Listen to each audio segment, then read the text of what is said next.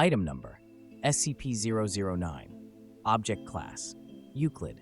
Special Containment Procedures: Object is to be contained within a sealed storage tank of heat-resistant alloy with dimensions not less than 2 meters by 2 meters by 2 meters.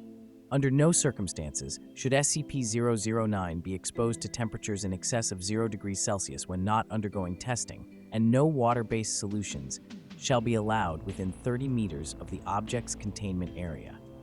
Object's chamber is to be fitted with temperature sensors, which must be monitored at all times, and is to be kept refrigerated by no fewer than 3 redundant cooling units.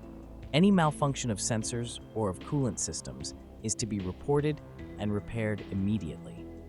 If at any time the temperature in the containment area climbs above -5 degrees Celsius, the chamber is to be locked down and flooded with coolant until temperatures return to safe levels, -30 degrees Celsius to -25 degrees Celsius. Containment area is to be kept in total vacuum during testing, and personnel interacting with SCP-009 must wear full environmental protection gear. Following testing, all equipment, personnel, and other materials must undergo dehydration procedures and be quarantined for no less than 12 hours. Any moisture found displaying properties of SCP-009 is to be quarantined and added to the containment area as soon as possible. Living organisms found to be contaminated by SCP-009 are to be terminated by chemical desiccation and extracted molecules of SCP-009 added to containment. Description: SCP-009 is approximately liters of a substance which superficially resembles distilled water, H2O, except with a distinct bright red hue.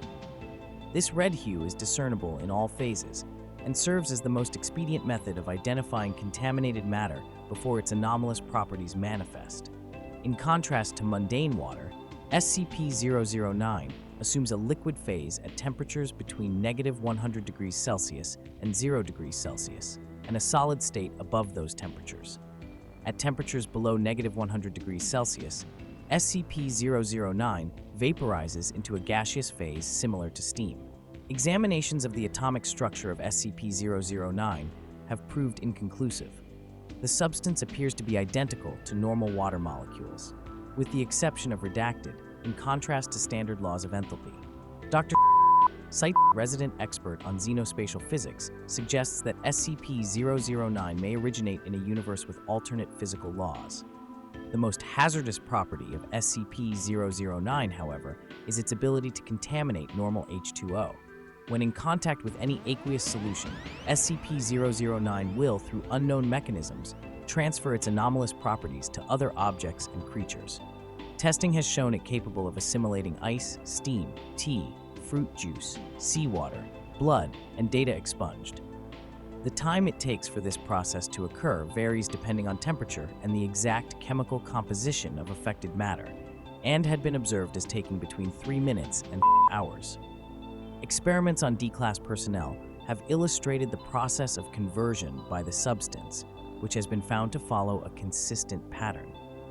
1. Initial exposure. Subject is exposed to SCP-009, and it begins assimilating any moisture present on the exposed surface. Creatures in this stage do not commonly notice any unusual symptoms except for a slight warming sensation. 2. Surface conversion.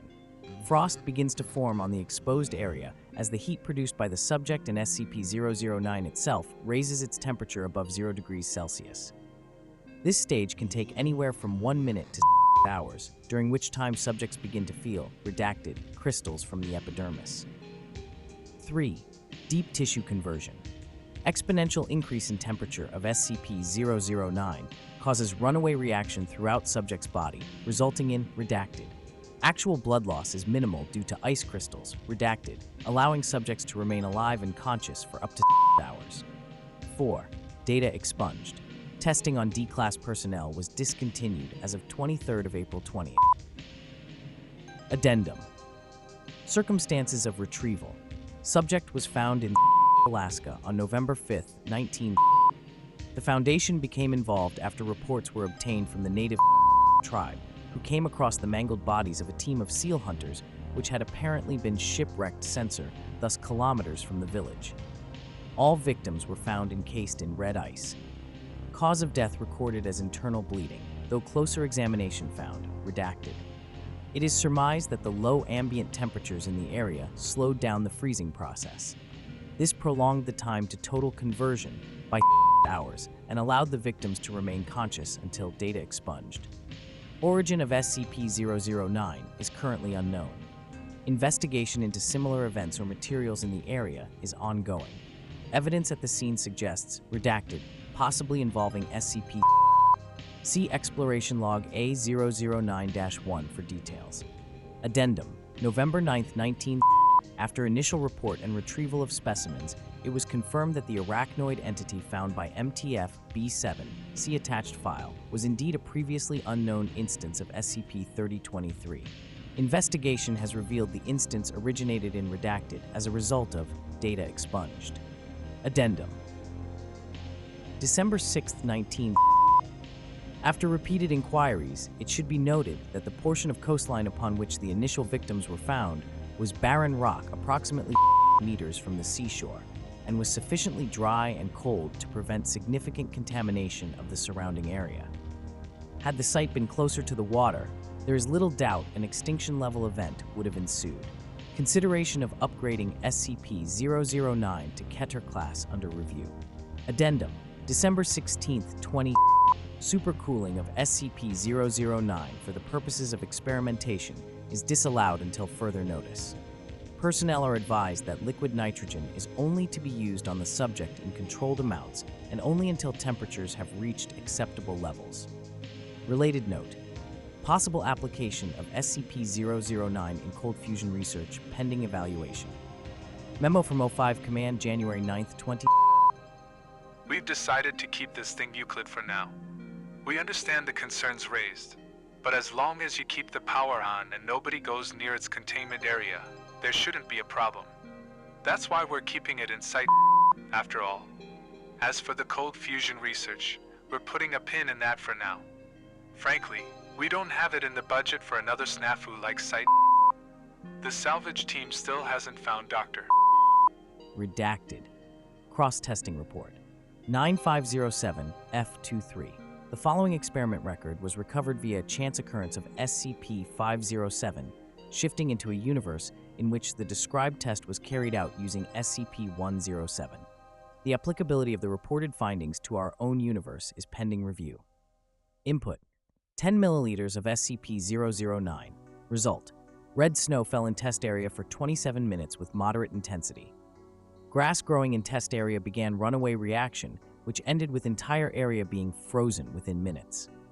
Notably, anti-enthalpathic reaction of SCP-009 did not extend past the effective radius of SCP-107 for reasons still under investigation.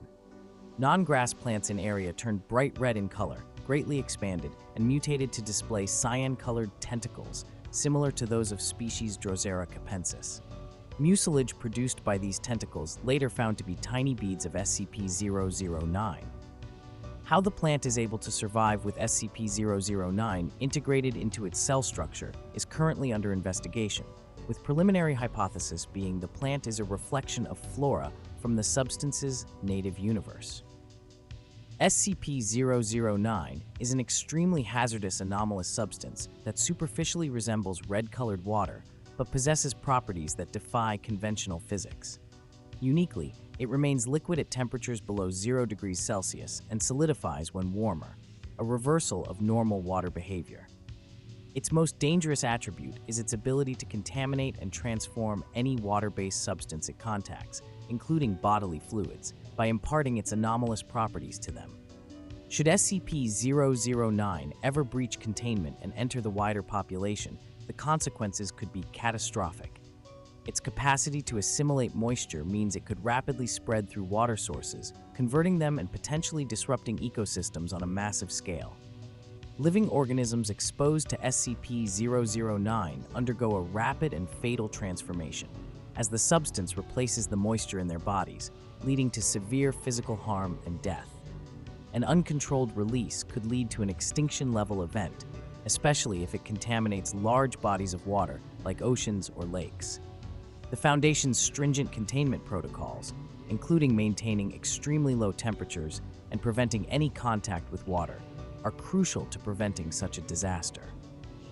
Continuous monitoring and immediate response to any containment breaches are imperative to safeguard both humanity and the environment.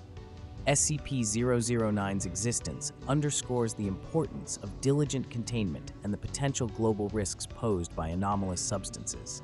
Its ability to defy known physical laws suggests an otherworldly origin, adding another layer of complexity to its containment. Preventing SCP-009 from entering the general population is not just a priority, but an absolute necessity to avert unimaginable ecological and human devastation. Thank you for taking the time to listen. I appreciate it greatly. If you like SCP content, then please consider liking and subscribing. It helps the channel out a lot. Until next time, this is Professor signing off.